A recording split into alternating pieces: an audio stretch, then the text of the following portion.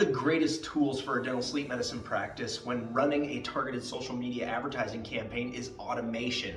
I want to give you 2 tips on automation today that are going to make your communications much more effective. Automation is great, but it can also be an Achilles heel. So the first tip I want to give you is actually don't make your communications so clinical that they seem automated. You want to leave things open-ended. End your text messages with a question. That's a great tip. So for example, hey, this is Stephanie. I just got your consultation request. I forwarded it to the doctor. He wants to get you on his schedule as soon as possible. When can you come in? Question mark. Leave it open-ended. Second tip, a lot of people don't answer phone calls when you're trying to do that follow-up because it's from a phone number they don't recognize. One tip, amazing tip, please do this.